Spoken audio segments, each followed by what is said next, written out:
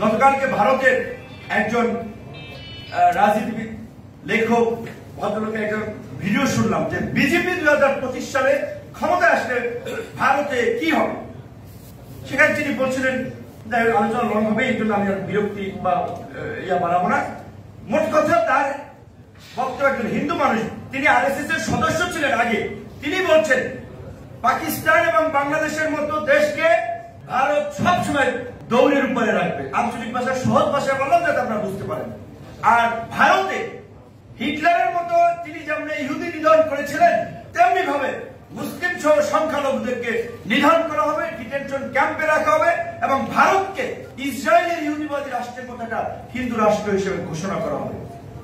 ভারত যদি হিন্দু রাষ্ট্র হয়, বাংলাদেশের 4500 বর্ডার, চতুর্দিকে ভারত বেষ্টিত, আরেকদিকে মিয়ানমার আপনার বিপদে আসবে না। কোন দিকে চিন্তা করতেছেন? বাংলাদেশ একটা ফিলিস্তিন হওয়ার দ্বার প্রান্তে।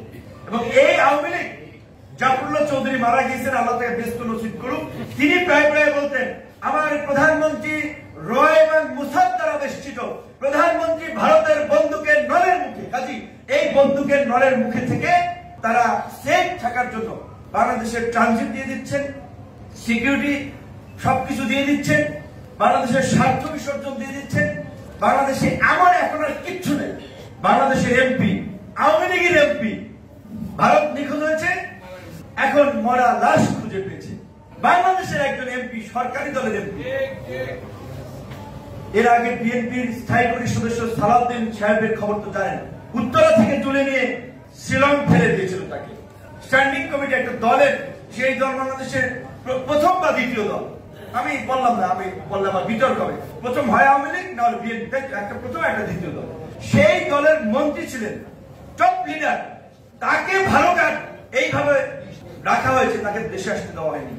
আওয়ামী লীগের লোকেরা ভাবছে ওটা বিএনপির থাকুক, ভারতে পড়ে। এখন তোমরা মরতেছো না? দেশে যদি বালা মুসিবত আসে পীরের গায়েও লাগবে। নগর পুরিলে দেবালয় রক্ষা হয় না, আগুন লাগলে দেবালয় ধর্মীয় স্থান ঠিক থাকবে না, যদি এই এলাকা আগুন লেগেই যায় দাও দাও করে। তো আমি যেটা বলতে চাচ্ছিলাম, আর কিছু কথা বলে শেষ করতে চাই। আমেরিকা কি করলো, ইউরোপ কি করলো, আল্লাহ রাস্তে ওই দিকে আপনারা মনোযোগ দিয়ে না, ওই রেফারেন্সে মাঠ গরম করেন না। জনগণের দাবিতে মাঠ গরম করেন, জনগণের দাবিতে জনগণকে নিয়ে রাস্তায় নামেন। আমেরিকা তার স্বার্থে করছে, করবে। বেরোজ আদিস তো এখন বাতিল মাল, তার কোনো ভ্যালু আছে? সাবেক সেনাপ্রধান, কত সেনাপ্রধান বইয়ে রয়েছে, খবর আছে। তাদের নিষেধাজ্ঞা দিলি কি না দিলি, রানিং একটাকে দেব। আমি বলছিলাম, আমি নিজে বলছিলাম, তোমরা যদি প্রকৃত অর্থে মানবাধিকারকে আফোর্ড করতে চাও, বাংলাদেশের গণতন্ত্র পুনরুদ্ধার করতে চাও, যে সমস্ত মন্ত্রীরা এর এই গুম খুনের সাথে জড়িত তাদেরকে নিষেধাজ্ঞা দেব। এই ষষ্ঠমন্ত্রী কত বছর ধরে ষষ্ঠমন্ত্রী জায়গা আছেন, তাহলে এই যে গুম খুন গুলো হচ্ছে, এইটা কি ষষ্ঠমন্ত্রীর কনসার্নের বাইরে হচ্ছে? তাহলে আগে তো নিষেধাজ্ঞা খাওয়া দরকার ষষ্ঠমন্ত্রী। আমেরিকা দেখ, তাহলে আমেরিকা যদি প্রকৃত অর্থে আপনার গণতন্ত্র মানবাধিকার পুনরুদ্ধারে তার ভূমিকায় সাধারণ অমরের মতো যে অবতারের ভূমিকা অবতীর্ণ হতে চায়, তাহলে দেখ ষষ্ঠমন্ত্রীকে, তখন বোঝা যাও। যাই হোক, আমি এখন আমরা আগুন লাগছে পাড়ায় মহল্লায়, যে যতটুকু পানি নিয়ে আসুক, এইটুকু নিয়ে আসুক আর এতখানি নিয়ে আসুক, আমরা বন্ধু হিসেবেই ওয়েলকাম করি। কিন্তু আমি বলবো এটা যে আমেরিকার আশায় আন্দোলন হবে না, আন্দোলন করতে আমাদের শক্তিতে।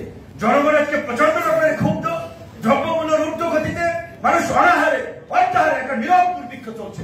দেশের অর্থনীতি, ব্যাংকগুলোকে ধাঁচা করে ফেলেছে, বৈদেশিক ঋণ এখন 100 বিলিয়নের উপরে। নতুন করে রোহিঙ্গাদের আপনার খাওয়ানোর জন্য 54 কোটি ডলার, ডলারকে কনভার্ট করলে কত টাকা হিসাব করেন, 54 কোটি ডলার বিশ্ব ব্যাংক থেকে ঋণ দিচ্ছে।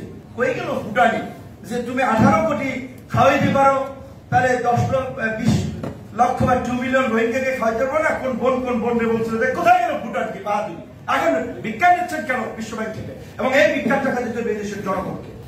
আজকে আমাদের এতটা ঋণ করে পরবর্তীতে যারা সরকার চালাবে তাদের জন্য রাষ্ট্র পরিচালনা কঠিন করে দিচ্ছে। সাধারণ মানুষ হয়তো বুঝতেছে না, কিন্তু রাজনীতিতে আমরা যারা সচেতন তারা তো বুঝে, এগুলো তো আমাদের জনগণের কাছে তুলে ধরতে হবে। ব্যাংকগুলো এই মানে একটা কোম্পানি, সবচেয়ে আলোচিত কোম্পানি, এসব কিভাবে একের পর এক ব্যাংক দখল করে নিচ্ছে। বিএনপি একটা প্রধান বিরোধী রাজনৈতিক দল, করে না। ওই শফিউল আলম প্রধানের কথা বলেছিল আপনার 64 জনের দুর্নীতি আসেন। আজকে আমরা যদি প্রকৃতভাবে বাংলাদেশকে আমূল বদলে দিতে চাই, দুর্নীতি দুঃশাসনের অবসান ঘটাতে চাই, শেখ মুজিবুর রহমান ছিল পাকিস্তানের 22 পরিবারকে চিহ্নিত করে, আমরা আজকে বাংলাদেশে এইভাবে যদি চিহ্নিত করি লুটপাটের সাথে জড়িত 100 পরিবার পাবো। ওই বেনজির আজিজ তাদের মতো এরকম চিহ্নিত করে জনসম্মুখে তাদের পরিচয় উন্মোচন করে জনগণ তাদেরকে গণধোলাই দেবে।